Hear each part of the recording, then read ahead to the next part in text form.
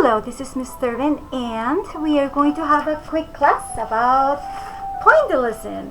So first of all, I want you to remember the first part was how to draw sunflower, and is all of these really easy steps. If you need the example, you can just go ahead and click on pause and do your flower. But now we are going to do some pointillism example, and pointillism is a technique that uses dots that are next to each other to give the impression of a painting. And one of the best impressionists was Surat. And let me show you an artwork.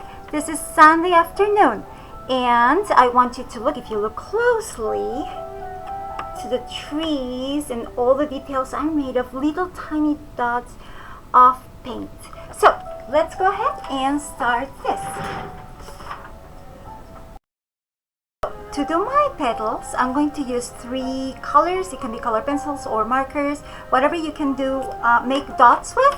So the first step, what I did is I just went and very carefully I did a middle tone that in this case is going to be the yellow.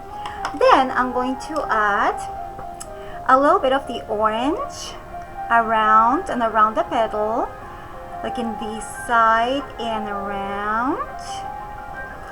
And then what I did is just make the shadows with a little bit of brown like this.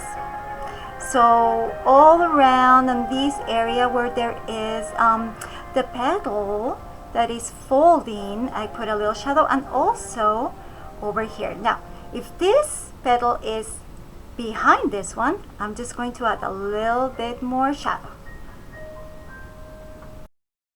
Center, I use 3 colors, black, brown, and another color that is a little bit of a light brown. You can use yellow, you can use cream color, you can use any color that you have available that is a lighter color. And what I did, I just added the dark first, also on these areas and in the middle. Then I added brown.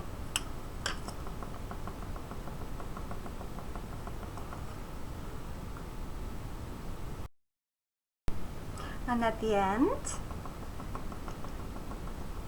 a little bit of lighter tone in the center.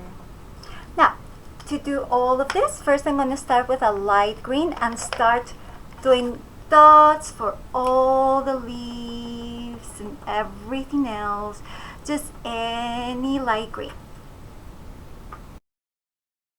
When you finish with the light green, what we're going to do is concentrate only on the shadows. So everything that has a line, you can go ahead and grab dark green and follow those lines. If you don't have dark green, you can do this with black. If you don't have black, you can do it with brown. If you don't have brown, well, you can even mix a little bit of blue on it, and that will be okay. But this is just around to do the shadows. Now, I'm just going to add a shadow under the flower, and if you want, you can darken a little bit over the leaves whenever you think that they need a little bit of a shadow. Now, as optional, you can go ahead and do the background.